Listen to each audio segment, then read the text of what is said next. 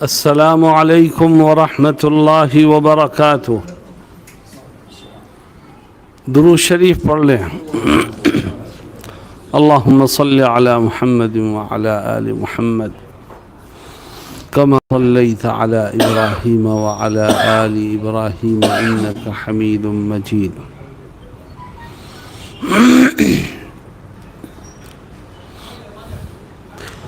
الحمد للہ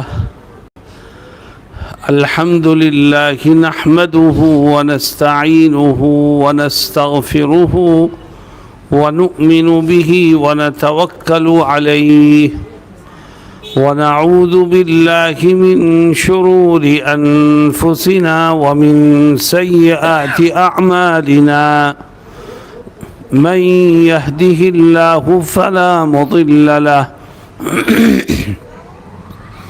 ومن يضلله فلا هادي له ونشهد أن لا إله إلا الله وحده لا شريك له ونشهد أن سيدنا ونبينا وشفيعنا وسندنا ومولانا محمدا عبده ورسوله صلی اللہ تعالی علیہ وعلى آلہ وصحبہ وبارک وسلم، اما بعد اعوذ باللہ من الشیطان الرجیم، بسم اللہ الرحمن الرحیم۔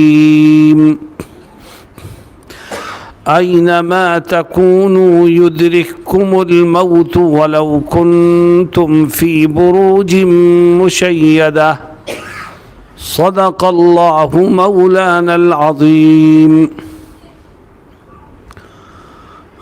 محترم بھائیوں، بزرگوں، ماؤں اور بہنوں، اللہ رب العزت کا یہ فضل و کرم اور اس کا احسان ہے کہ اس نے ہم کو اور آپ کو ایمان کی دولت سے مالا مال فرمایا۔ دعا کریں کہ اللہ رب العزت ایمان پر جینا نصیب فرمائے اور ایمان پر ہی موت نصیب فرمائے۔ جو انسان دنیا میں آیا ہے، چاہے وہ مرد ہو چاہے عورت ہو، اس کو ایک نہ ایک دن موت کا مزہ چکھنا ہی پڑے گا۔ نہ کوئی ہمیشہ رہا ہے نہ رہے گا۔ اللہ رب العزت قرآن کریم میں فرماتا ہے کہ تم میں سے اگر کوئی شخص بہت مضبوط قلعہ بنائے اور موت سے بچنے کے لیے اس مضبوط قلعے میں جا کر کے بیٹھ جائے، تو یاد رکھو جب موت کا وقت آئے گا تو اس مضبوط قلعے کی دیواریں ہماری حفاظت نہیں کر سکیں گی، اس کے بند دروازے ہمیں نہیں بچا سکیں گے، بلکہ جب ٹائم آ جائے گا تو کسی کو ایک لمحے کی فرصت نہیں ملے گی۔ اور دنیا میں ہم یہ دیکھتے ہیں کہ ہمارے رشتہ دار ہیں، بچے ہیں، ماں باپ ہیں، بھائی بہن ہیں، ملنے جلنے والے ہیں، اور ہم اپنی ہر مشکل میں ان سے تعاون لیتے ہیں اور وہ ہر وقت ہمارے ساتھ کھڑے ہونے کو تیار رہتے ہیں۔ لیکن ہر انسان کو یہ بات ذہن میں رکھنی چاہیے کہ یہ سارے رشتے اسی وقت تک کام کرتے ہیں جب تک ہمارے جسم میں جان اور بدن میں روح ہے۔ جس دن جان نکلے گی اس دن ان رشتوں میں سے کوئی رشتہ ہمارے کام نہیں آئے گا۔ ہم دنیا میں آئے تھے تو تنہا تھے، دنیا سے جائیں گے تو تنہا ہوں گے۔ آپ دیکھتی ہیں صبح و شام لوگ دنیا پہ جاتے ہیں، جناب رسول اللہ صلی اللہ علیہ وسلم ایک حدیث شریف میں اسی بات کو واضح فرماتے ہیں کہ انسان جب مرتا ہے تو 3 چیزوں کو چھوڑتا ہے، اور غور کرو کہ ان 3 چیزوں میں سے اس کے ساتھ قبر میں کون سی چیز جاتی ہے۔ فرماتے ہیں جب انسان کے جسم سے جان نکلتی ہے تو وہ اپنے رشتہ داروں کو چھوڑتا ہے، مال و دولت کو چھوڑتا ہے، اور تیسرے نمبر پر اپنے اعمال کو چھوڑتا ہے۔ جیسے ہی مرنے والے کو یا مرنے والی کو غسل دے کر کفن میں لپیٹ کر اس کا جنازہ گھر سے باہر نکالا جاتا ہے، مال و دولت تو اسی وقت اس کا ساتھ چھوڑ دیتا ہے۔ نہ روپے کی گڈیاں کسی کے ساتھ جاتی ہیں، نہ الماری کی چابیاں جاتی ہیں، نہ روپے پیسے اور زمین کے کاغذات جاتے ہیں۔ مال و دولت نے یہیں ساتھ چھوڑ دیا۔ اب صرف 2 چیزیں ہیں ساتھ چل رہی ہیں۔ ایک انسان کے رشتہ دار ہیں جو اس کی میت کو، اس کے جنازے کو اپنے کندھوں پر اٹھا کر قبرستان کی طرف لے کر کے جا رہے ہیں۔ نبی کریم صلی اللہ علیہ وسلم فرماتے ہیں کہ یہ رشتہ دار اس کو لے کر کے جا رہے ہیں۔ جب قبر کے کنارے پہنچے گا جنازہ تو لوگ اپنے کندھے سے جنازے کو اتاریں گے، اور ان میں سے 1 یا 2 آدمی قبر میں اتریں گے، اور جنازے کو قبر میں اتارنے کے بعد وہ 2 آدمی جو نیچے اترے تھے وہ اوپر آ جاتے۔ غور کیجئے، میت کو قبر میں لٹایا اور دائیں بائیں ہر طرف اس کے رشتہ دار کھڑے ہیں، باپ بھی کھڑا ہے، بیٹا بھی کھڑا ہے، دوست بھی کھڑا ہے، اور دیگر اعزاء و اقارب بھی کھڑے ہیں، لیکن جب قبر کو بند کرنے کا موقع آئے گا تو ان میں سے کوئی میت کے ساتھ دفن ہونے کو تیار نہیں ہوگا۔ رشتہ داروں نے بھی ساتھ چھوڑ دیا، قبر میں تنہا اس کو لٹا کر کے قبر بند کر دی۔ نبی کریم صلی اللہ علیہ وسلم فرماتے ہیں کہ رشتہ دار ابھی قبرستان سے نکلیں گے نہیں، میت کو قبر میں رکھ کے ابھی بند ہی کیا جائے گا کہ اللہ اس میت کے جسم میں جان واپس کر دے گا، اور انہ لیسمع قرع نعالہم، وہ جاتے ہوئے رشتہ داروں کے جوتے کی آواز کو بھی سنے گا۔ سب چھوڑ کے جا رہے ہیں، تنے تنہا ہے۔ جب لوگ قبرستان سے کچھ آگے نکل جائیں گے تو میت کی قبر کے اندر ایک عجیب و غریب واقعہ پیش آئے گا۔ حدیث شریف میں نبی کریم صلی اللہ علیہ وسلم فرماتے ہیں کہ اگر مرنے والی یا مرنے والا نیک ہے تو اس کی قبر کا ایک حصہ پھٹے گا، اور اس حصے میں سے ایک بہت ہی خوبصورت انسان اندر داخل ہوگا۔ مرنے والا اسے دیکھ کے کہے گا، ارے تو کون ہے؟ اتنا حسین و جمیل انسان میں نے آج تک نہیں دیکھا، تو میری قبر میں کہاں سے آ گیا؟ تو وہ جو قبر میں آیا ہے وہ کیا جواب دے گا؟ وہ کہے گا انا عملک الصالح، کہے گا میں کوئی اور نہیں ہوں، میں تیری نیکیاں ہوں جس کو اللہ نے میری شکل میں بنا کر کے تیرے سامنے پیش کر دیا ہے۔ دیکھو، قبر میں مال و دولت ساتھ نہیں گیا، قبر میں رشتہ دار کوئی ساتھ نہیں گیا، انسان کے قبر میں پہنچا تو اس کا عمل پہنچا، اور وہ خوبصورت انسان کہے گا میں تیرا نیک عمل ہوں، اور میں ہر وقت تیرے ساتھ رہوں گا، اور ہر پریشانی میں تیری مدد کروں گا۔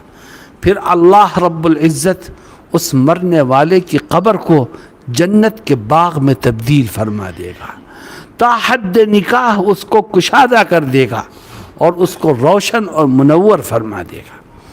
اور اگر مرنے والا یا مرنے والی گناہگار ہے تو رشتہ داروں کے جانے کے بعد اس کی قبر کا بھی ایک کونا پھٹے گا، اور اس کونے سے جو اندر داخل ہوگا وہ نہایت کریہ المنظر، بد شکل اور ڈراونے روپ کا انسان ہوگا۔ میت مرنے والا یا مرنے والی اسے دیکھ کر کے گھبرائے گا، وہ کہے گا تو کون بدصورت انسان ہے، میں نے تو جیسا بدصورت تو آج تک دیکھا ہی نہیں، تو میری قبر میں کہاں سے آیا ہے؟ تو وہ کیا جواب دے گا؟ وہ کہے گا انا عملک الخبیث، وہ کہے گا میں کوئی اور نہیں ہوں، تیرے برے اعمال کو خدا نے میری شکل میں تیرے اوپر مسلط کر دیا ہے، اب میں ہر وقت تجھے پریشان کروں گا۔ اور پھر نبی کریم صلی اللہ علیہ وسلم فرماتے ہیں کہ اس کی قبر جہنم کے گڑھے میں تبدیل کر دی جائے گی، اور قبر کے دونوں سرے آہستہ آہستہ ملنا شروع ہوں گے۔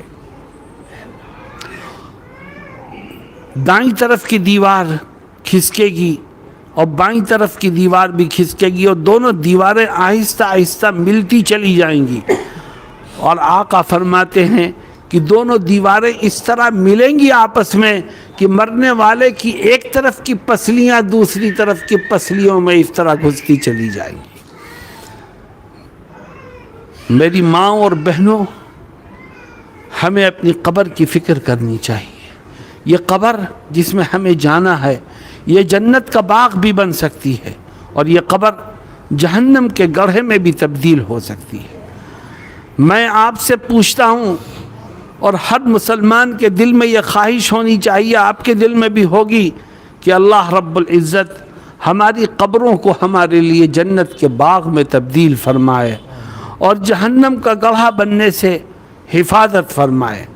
لیکن قبر جنت کا باغ کیسے بنے گی؟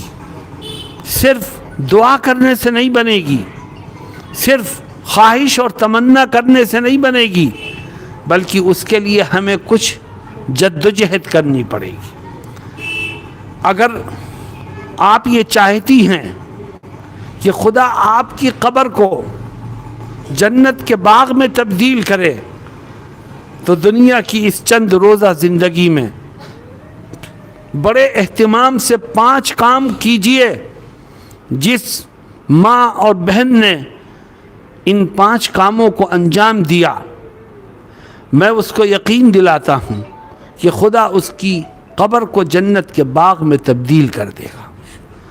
ان 5 کاموں میں سب سے پہلا کام یہ ہے کہ آج سے آپ یہ طے کر لیں کہ انشاءاللہ زندگی کے آخری سانس تک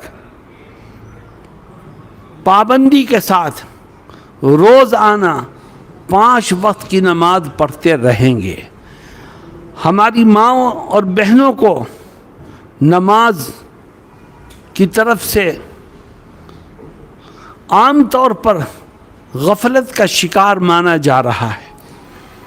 کبھی بہانہ ہوتا ہے کپڑوں کے ناپاک ہونے کا، کبھی بہانہ ہوتا ہے بچوں کے کاموں میں مصروف ہونے کا، اور نماز کا وقت آتا ہے اور گزر جاتا ہے، اور نماز فرض ہونے کے باوجود بھی اس کو ادا نہیں کیا جاتا۔ دنیا کے کام کاج میں آپ مصروف ہیں، یاد رکھیے دنیا کا یہ کام کاج قبر میں کام نہیں آئے گا، اور جس اولاد کی خاطر نماز کو چھوڑا جا رہا ہے وہ اولاد بھی قبر میں آپ کے کسی کام نہیں آئے گی۔ 5 وقت کی نماز پابندی سے پڑھنا فرض ہے ہر مسلمان مرد اور عورت پر۔ خاص طور پر پاکی کے ایام میں نماز کی طرف سے غفلت یہ آخرت کی بربادی کا ذریعہ بنتی ہے۔ اس لیے میں اپنی ماں اور بہنوں سے کہوں گا کہ آپ نماز کی عادی بنیں۔ جب ماں نماز پڑھے گی تو اس ماں کی کوکھ سے جنم لینے والی اولاد بھی نماز کی عادی بنے گی۔ جب ماں نماز پڑھے گی تو اس کو دیکھ کر کے بیٹا بھی نماز پڑھے گا، بیٹی بھی نماز پڑھے گی، گھر کے ماحول کے اندر دینداری پیدا ہوگی۔ اور جب ماں غفلت برتے گی تو نماز کی طرف سے اولاد بدرجہ اولا غفلت برتے گی۔ اس لیے سب سے اہم چیز ہے نماز کی پابندی۔ اللہ رب العزت ہم سب کو نماز کا عادی بنائے، اور یاد رکھیے جس طرح نماز کو نہ پڑھنا گناہ ہے، اسی طرح نماز کو تاخیر سے پڑھنا اور بالکل قضا ہونے کے قریب جلدی جلدی ادا کرنا یہ بھی گناہ ہے۔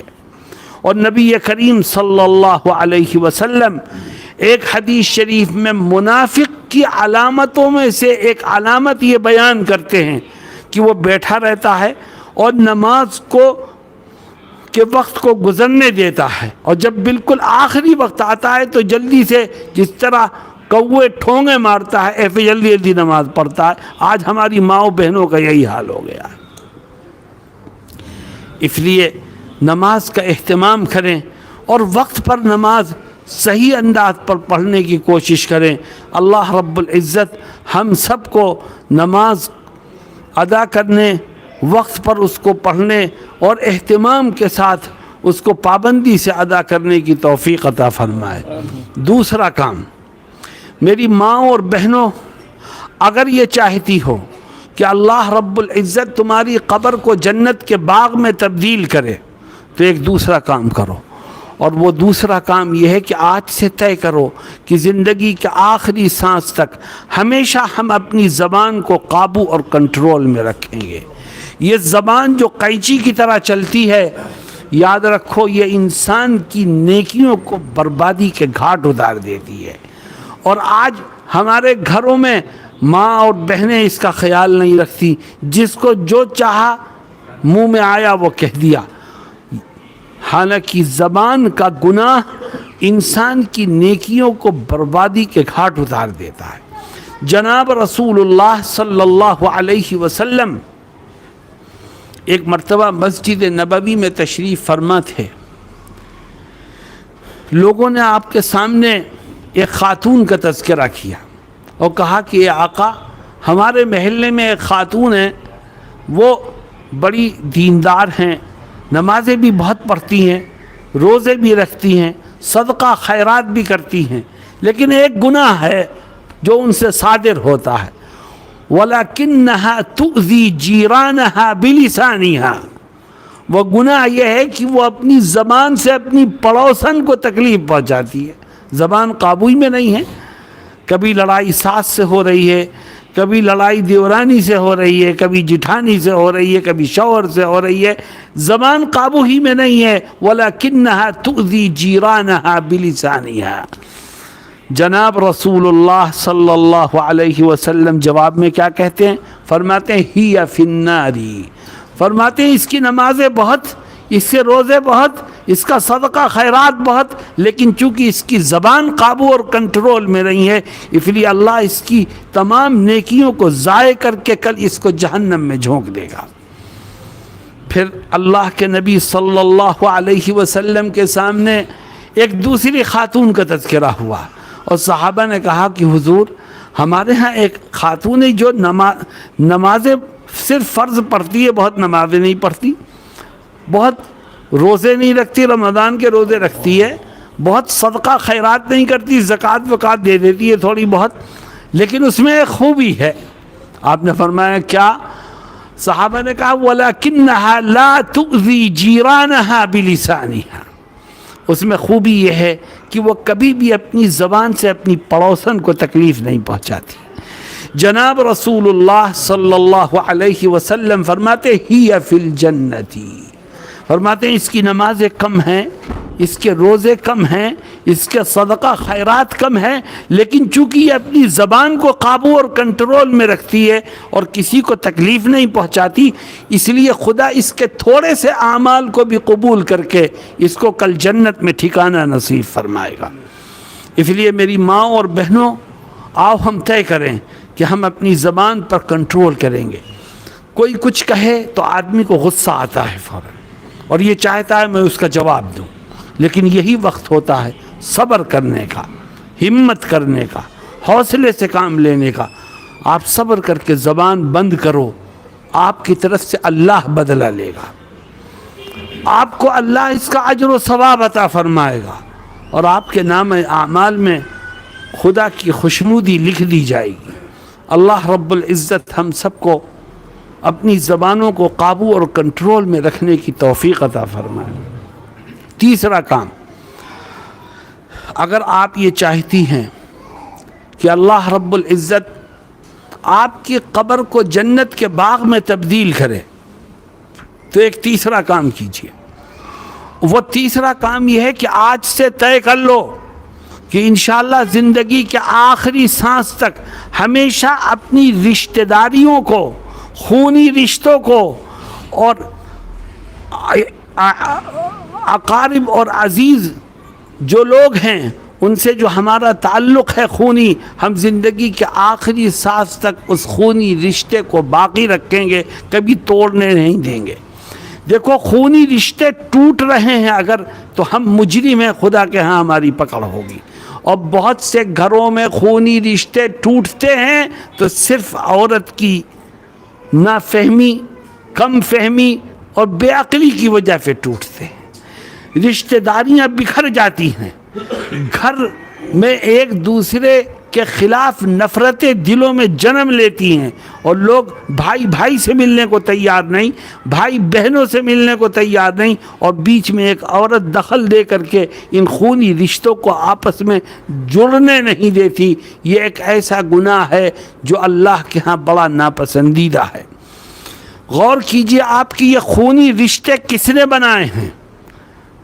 ہم نے نہیں بنائے، خدا نے بنائے، اور جس چیز کو خدا نے بنایا ہے اس کو توڑنے کا کسی کو حق نہیں ہوتا۔ اگر گھر میں ناچاقی ہے تو ایک عورت کا کام یہ ہے کہ وہ شوہر کو اس پر آمادہ کرے کہ وہ اپنے رشتہ داروں کا خیال رکھے، خونی رشتوں کو جوڑے اور ہر ایک کے ساتھ حسن سلوک کرے۔ اس کے بجائے آج گھروں میں عورتیں رشتوں کو توڑنے کا کام کر رہی ہیں اور نفرتوں کو عام کرنے کے لیے اپنے شوہروں کو استعمال کر رہی ہیں۔ جناب رسول اللہ صلی اللہ علیہ وسلم کہتے کیا ہیں؟ غور کرو، ہمارے ذہنوں میں ایک بات یہ بیٹھی ہے کہ فلاں کا رویہ ہمارے ساتھ اچھا نہیں ہے تو ہم اس کے ساتھ کیسے اپنے رویے کو اچھا کریں۔ فلاں ہمارے ساتھ بدسلوکی کر رہا ہے، بھائی ہماری خوشیوں میں شریک نہیں ہوتا، بھائی ہماری تکلیفوں میں ہمارے کام نہیں آتا، تو ہم اس کے ساتھ حسن سلوک کیسے کریں؟ نبی کریم صلی اللہ علیہ وسلم ایک حدیث شریف میں فرماتے ہیں کہ جو رشتہ دار تیرے ساتھ مل رہا ہے اگر تو بھی اس کے ساتھ ملتا ہے تو یہ ملنا صلہ رحمی کا ملنا نہیں ہے، یہ تو بدلے کا ملنا ہے۔ صلہ رحمی کا ملنا یہ ہے کہ وہ بھائی تیرے ساتھ نہ ملے تو پھر بھی اس کے ساتھ مل، وہ تیرے ہاں نہ آئے تو پھر بھی اس کے ہاں جا، وہ تیری پریشانیوں میں تیرے کام کو نہ کرے تو پھر بھی اس کی پریشانیوں میں اس کی مدد اور نصرت کر۔ فرماتے ہیں نبی کریم صلی اللہ علیہ وسلم، جو شخص صلہ رحمی کرے گا اور اپنے خونی رشتوں کا خیال رکھ کر کے تعلقات کو جوڑنے کی کوشش کرے گا، کل میدان محشر میں رب ذوالجلال اس کے ساتھ حسن سلوک کرتے ہوئے اس کے گناہوں کو معاف کرے گا اور اس کو آخرت کی نعمتوں سے مالا مال فرمائے گا۔ آئیے ہم بھی طے کریں کہ انشاءاللہ ہم اپنے رشتوں کو ہمیشہ جوڑے رکھیں گے اور کبھی بھی خونی رشتوں کے اندر دراڑ پیدا نہیں ہونے دیں گے۔ اگر گھر میں موجود بیوی، ماں، بہن اور دیگر مستورات کوشش کرتی ہیں رشتوں کو جوڑنے کی، شوہر کو مناتی ہیں، بیٹے کو مناتی ہیں، بھائی کو مناتی ہیں تاکہ خونی رشتوں میں جوڑ باقی رہے، لیکن پھر بھی کوئی نہ مانے تو آپ اللہ کے ہاں بری ہیں، خدا آپ کو آپ کے عمل کا بہترین اجر و ثواب عطا فرمائے گا۔ لیکن آپ نے کوشش نہیں کی، بلکہ آپ تو آگ پر تیل چھڑکنے کا کام کریں گی، تو یاد رکھیے خدا ہمارے ظاہر سے بھی واقف اور خدا ہمارے باطن سے بھی واقف، بچنے کی راہ نہیں ہوگی۔ اس لیے میں اپنی ماں اور بہنوں سے کہتا ہوں کہ اگر یہ چاہتی ہو کہ اللہ آپ کی قبر کو جنت کے باغ میں تبدیل کرے تو آج سے طے کرو کہ کسی رشتہ دار سے انبن نہیں کریں گے اور انبن نہیں ہونے دیں گے انشاءاللہ۔ جہاں تک میری آواز جا رہی ہے، اگر سننے والے آپس میں رشتوں کو توڑے ہوئے بیٹھے ہیں اختلافات ہیں، گھروں میں ناچاکیاں ہیں اور خونی رشتے بکھرے ہوئے ہیں، تو آپ یہاں سے یہ عہد کر کے اٹھیں کہ ہم پہلی فرصت میں صرف اپنے رب کو راضی کرنے کے لیے رشتوں کو جوڑنے کی کوشش کریں گے، اور جو ناراض ہے اس کو راضی کر کے اپنے سے ملائیں گے اور تعلقات کو بحال کریں گے۔ اللہ رب العزت آپ کو اس کے صلے میں بدلے میں وہ کچھ دے گا جس کا آج آپ تصور بھی نہیں کر سکتے۔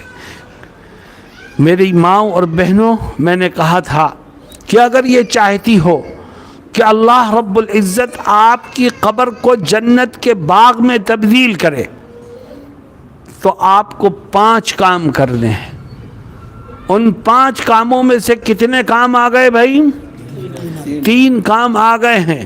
سب سے پہلا کام یہ کہ روز آنا 5 وقت کی نماز پابندی سے پڑھی جائے، خاص طور پر پاکی کے ایام میں نماز کو ادا کرنے میں کسی طرح کی غفلت نہ برتی جائے۔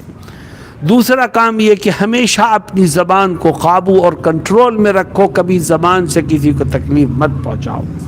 تیسرا کام یہ کہ اپنی رشتہ داریوں کو جوڑے رکھو اور کبھی بھی خونی رشتوں کو مت توڑو، صلہ رحمی کرو اور آپس میں ایک دوسرے سے اپنے تعلقات کو بحال رکھو۔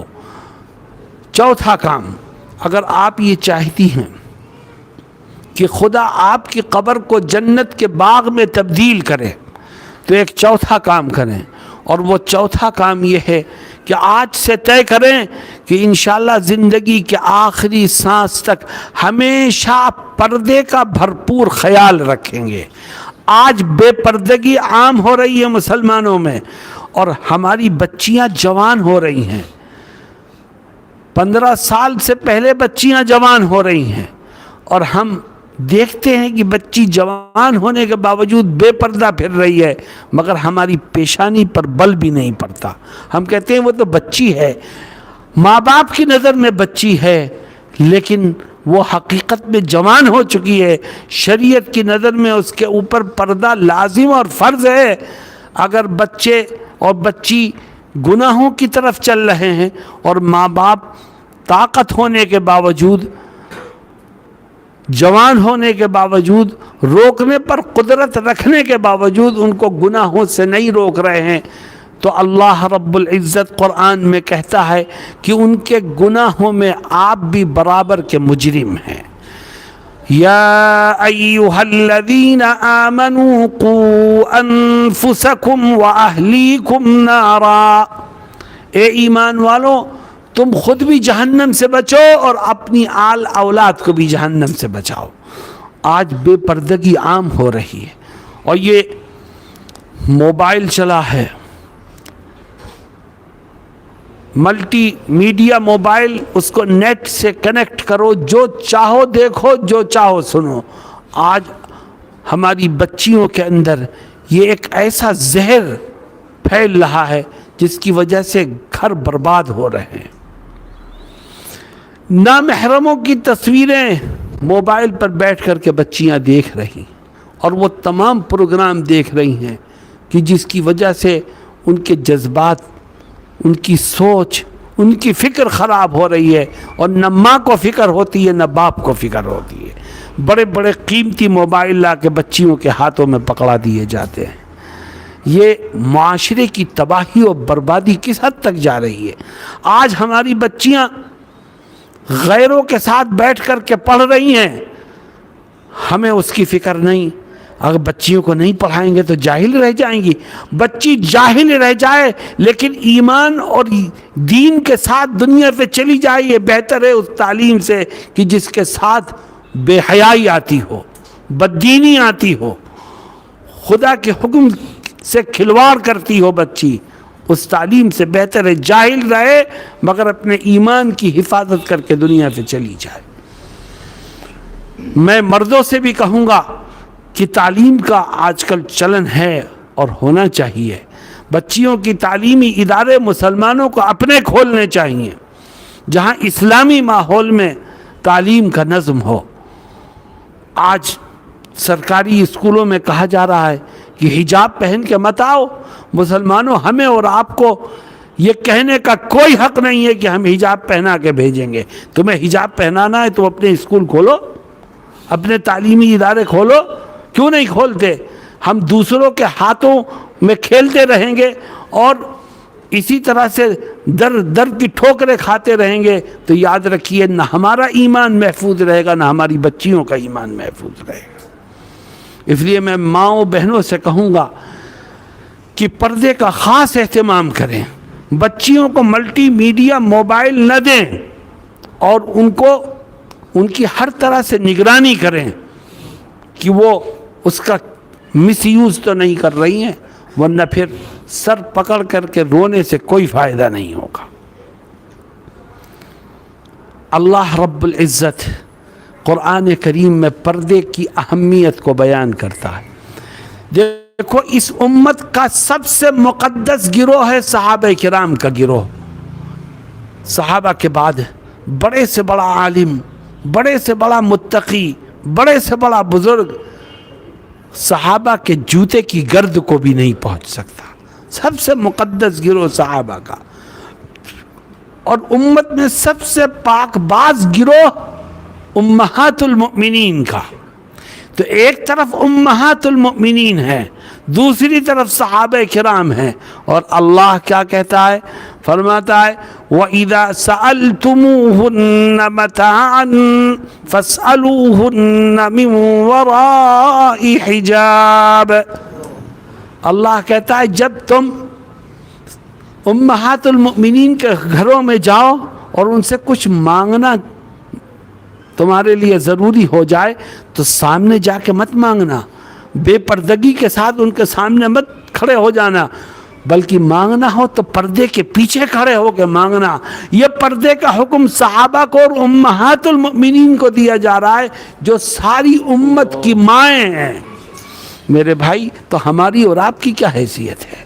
اس لیے آؤ ہم طے کریں کہ ہم پردے کا بھرپور اہتمام کریں گے, اور اپنی بچیوں کے لیے بھی پردے کو لازم قرار دو, ورنہ یاد رکھو کل اللہ کے ہاں ہماری بھی پکڑ ہوگی. اللہ رب العزت ہمیں دین و ایمان کے ساتھ جینا نصیب فرمائے اور دین و ایمان کے ساتھ موت نصیب فرمائے.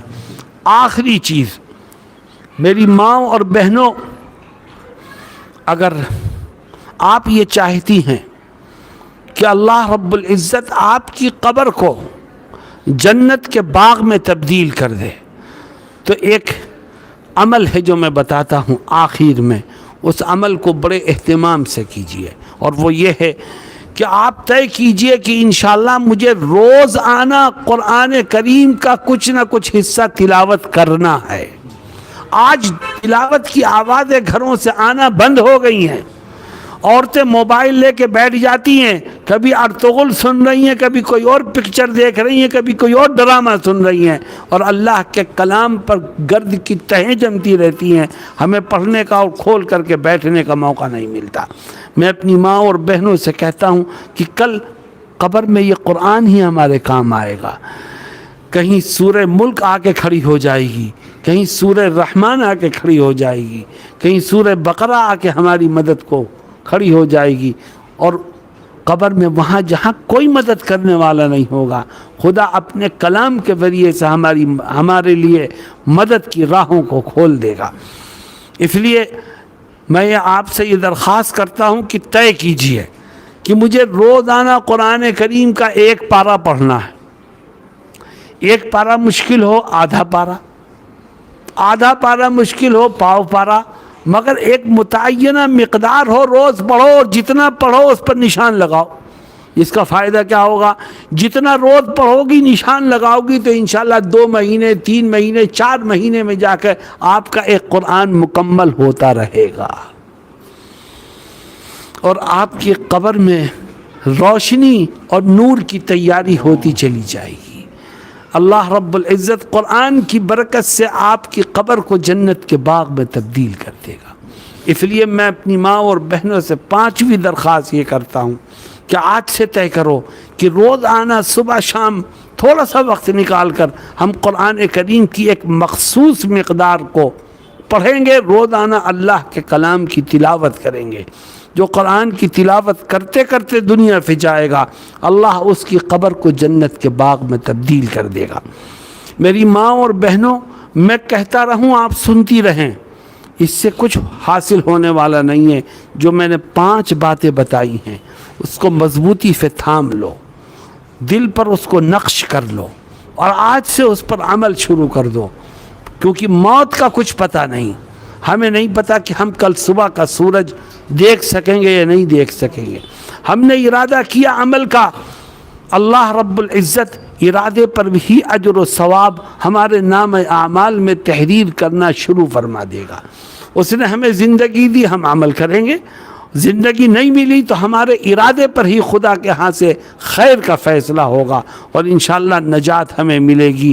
اللہ رب العزت ہم سب کو کہنے اور سننے سے زیادہ عمل کی توفیق سے مالا مال فرمائے۔ وآخر دعوانا ان الحمد للہ رب العالمین۔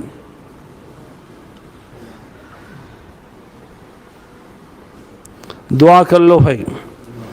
اللہم صلی علی محمد وعلی آل محمد كما صليت على إبراهيم وعلى آل إبراهيم إنك حميد مجيد اللهم لك الحمد حمدا دائما بدوامك اللهم لك الحمد كما ينبغي لجلال وجهك وعظيم سلطانك اللهم لك الحمد حمدا كثيرا طيبا مباركا فيه مباركا عليه كما يحب ربنا ويرضاه۔ اے اللہ ہم سب کو ایمان والی زندگی نصیب فرما، ایمان والی موت نصیب فرما، آخرت کی کامیابی عطا فرما۔ اے اللہ اپنی ناراضگی والے اعمال سے بچنے کی توفیق عطا فرما۔ اے اللہ ہماری قبروں کو ہمارے لیے جنت کا باغ بنا دے۔ اے اللہ جہنم کے گڑھے سے ہم سب کی حفاظت فرما۔ اے اللہ جہنم کے گڑھے سے ہم سب کی حفاظت فرما۔ اے اللہ ہمارے اعمال کو درست فرما دے، ہمیں اچھے اعمال کی توفیق نصیب فرما۔ اے اللہ برائیوں سے بچنے میں ہماری مدد فرما۔ اے اللہ ہمیں 5 وقت نماز پابندی سے زندگی بھر پڑھنے کی توفیق عطا فرما۔ اے اللہ ہمیں اپنی زبانوں کو قابو اور کنٹرول میں رکھنے کی توفیق عطا فرما۔ اے اللہ ہمیں صلہ رحمی کی توفیق عطا فرما، رشتہ داریوں کا خیال رکھنے کی توفیق عطا فرما۔ اے اللہ رشتہ داریوں کو توڑنے کے گناہ سے ہم سب کی حفاظت فرما۔ اے اللہ ہر خیر سے ہم سب کو مالا مال فرما، ہر شر سے ہم سب کی حفاظت فرما۔ اے اللہ بے پردگی کے گناہ سے بچنے میں ہماری بہنوں کی، ماؤں کی، بچیوں کی حفاظت فرما۔ اے اللہ پردے کی اہمیت ہمارے دلوں میں بٹھا دے۔ آج مسلمان بچیاں اگر پردے کا اہتمام کرتی تو حجاب کے اوپر اٹھنے والا شور کبھی نہ بلند ہوتا۔ ہماری بدعملی کی وجہ سے یہ باتیں لوگوں کی زبانوں پر آ رہی ہیں۔ اے اللہ ہماری بچیوں کی عزتوں کی حفاظت فرما۔ اے اللہ ان کے ایمان کی حفاظت فرما۔ اے اللہ ان کو ہر طرح کے گناہوں سے بچنے کی توفیق عطا فرما۔ اے اللہ ہمیں روزانہ قرآن کریم کی تلاوت کی توفیق سے مالا مال فرما، قرآن پڑھنے کی توفیق عطا فرما، قرآن سمجھنے کی توفیق عطا فرما، قرآن پر عمل کرنے کی توفیق عطا فرما۔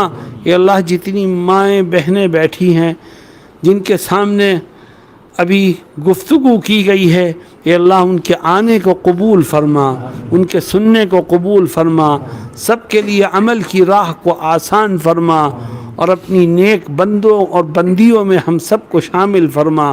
ہماری تمام دعاؤں کو اپنے حبیب حضرت محمد مصطفیٰ صلی اللہ علیہ وسلم کے صدقے اور طفیل میں قبول فرما۔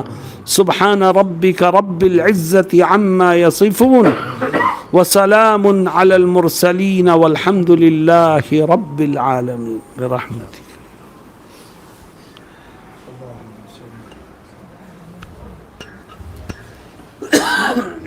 اذان کیا بجے؟ 5 بجے۔